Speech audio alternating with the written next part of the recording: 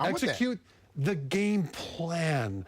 Right now, Kirk Cousins does not have enough time and experience in the NFL to be able to put a team on his back in the fourth quarter and have them come back. When he tries to do that, he is an utter and spectacular train wreck, a gushing tsunami of turnovers. All he needs to do is trust the game plan. The game plan is good. Distribute the ball. Don't try to make a big play. Take what's there. That's what I want to see them focus on.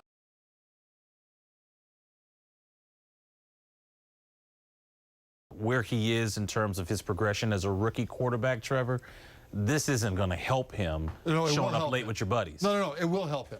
It's fantastic. The thing is, Johnny Manziel's ego is not the size of Texas. Texas is a small town in Johnny Manziel's ego. So any chance the coaches get to slap him down a little bit is good. Any chance that the teammates around him have to look at him and say, dude, you're not doing it right, is good for Johnny, because ultimately the only thing that stands between Johnny and potential superstardom in this league is Johnny.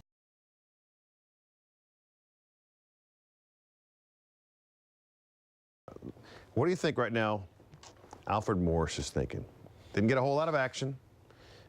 We said, I don't think everybody believes you have to run the ball. I'll tell you what I'd be thinking if I were him, and I wouldn't say this. What I'd be thinking is, can you get me a tight end that's not tissue paper at the point of attack? The thing is, every tight end that's on this roster right now, when they're at the point of attack, gets pushed backwards. Sometimes it's worse than just getting pushed backwards. Sometimes they allow penetration that knocks off pulling guards and pulling centers and offensive linemen that are trying to get another block. And whenever Alfred Morris is running towards that tight end area, he's got to deal with that guy being pushed back. I mean, this is the softest blocking group of tight ends I can remember on any NFL team. It is damaging their running game beyond the ability to be productive.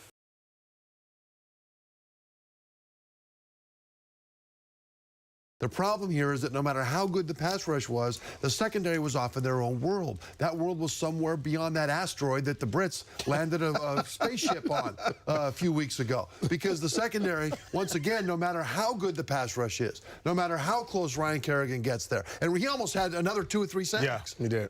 If the secondary doesn't know who to cover, get beat. Know who to cover and get beat. I don't mind that. But if they don't know who to cover and their guy's running free, then the pass rush is completely wasted. And Ryan Kerrigan, some of his best rushes today were wasted because the secondary didn't get beat. They didn't know what to do. Everything you're saying about the whole doubter thing, I agree with you.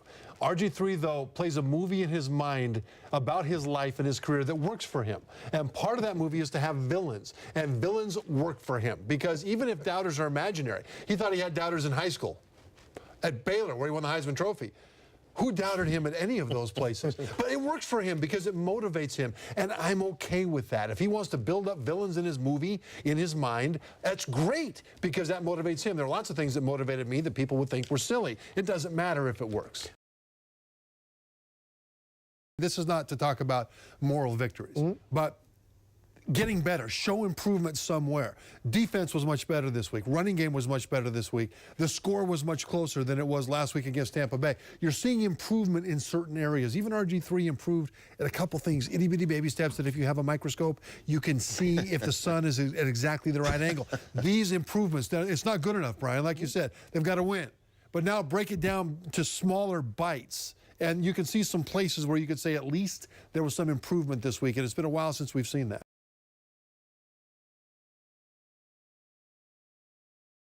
Are they asking a young guy, guys that are young, to do too much too soon? No, but here's the thing. Sound like it the way that Jay Gruden said, look, it was a simple He mentioned cover two. If it's that simple, then they got some Cover two is simple, okay? Cover two, at the simplest form, means that you've got 2 safeties deep, okay? This safety here has this side of the field. This safety here has that side of the field. The problem was there was no safety on this side of the field, and they ran for a touchdown up that side. Where'd this guy go? It's cover 2. There's only 2 guys back there. There's only 2 halves of the field. I don't know. It's like 2 halves. The good and bad of Robert Griffin III. The good we shall start with, sir. The good was him getting coaching onto the field. When he had a clean pocket, you could see him thinking about what to do. And one of those things was he had his feet follow his eyes. Now on this throw, he starts to the left.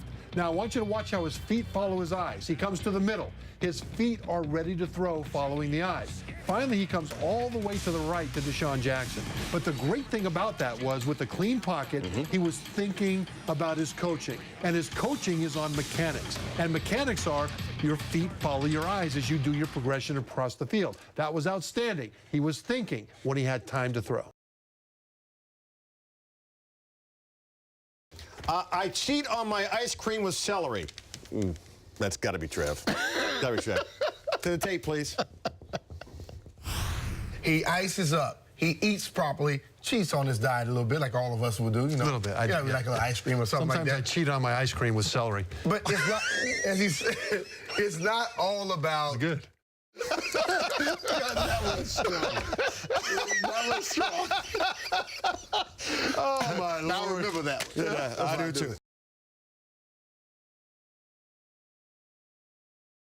If you're the guy that won the drill and you get the extra shove, then there are times, not every time, but there are times when the appropriate action is to reach up and slap that guy in the side of the head as hard as you can. Give him a concussion. Don't take him to the ground. Don't punch him. But the thing is, there's times. When I was a rookie, I didn't do that.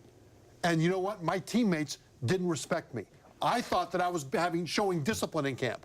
They thought that I was not showing enough fight and not standing up for myself. So guess what happened after that? Every camp. He's got I a fought nickname. every day. And so every single day. Now, you never fight in regular season practice. You never fight in a game. But in camp, sometimes it's necessary.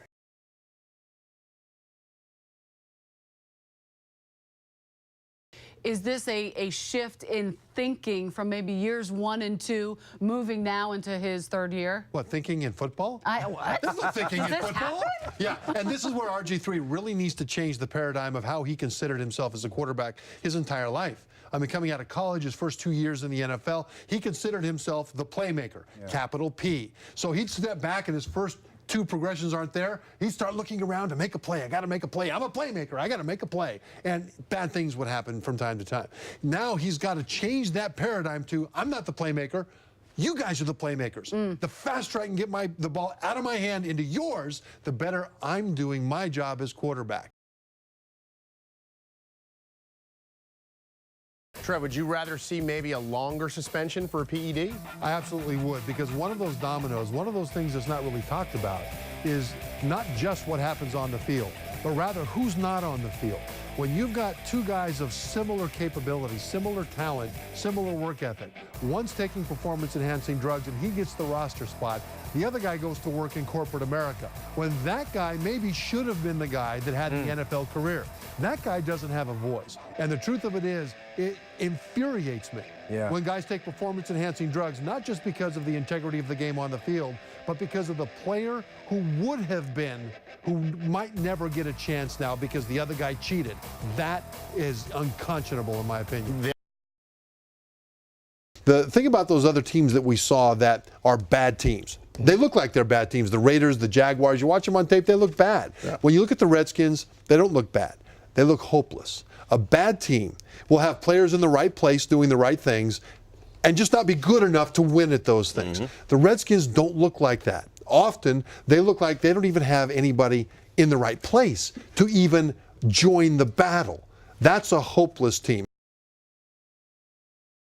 First impressions last a lifetime, too. Absolutely. So, Well, and also understand as a player that a new coach will come in and unfairly put pressure on you. It will feel like it's unfair because it will be unfair because he wants to know who the fighters are, who will wilt and who will fight. And those fighters, which ones lash out and which ones bear down and they fight to become a better player, those will be his leaders.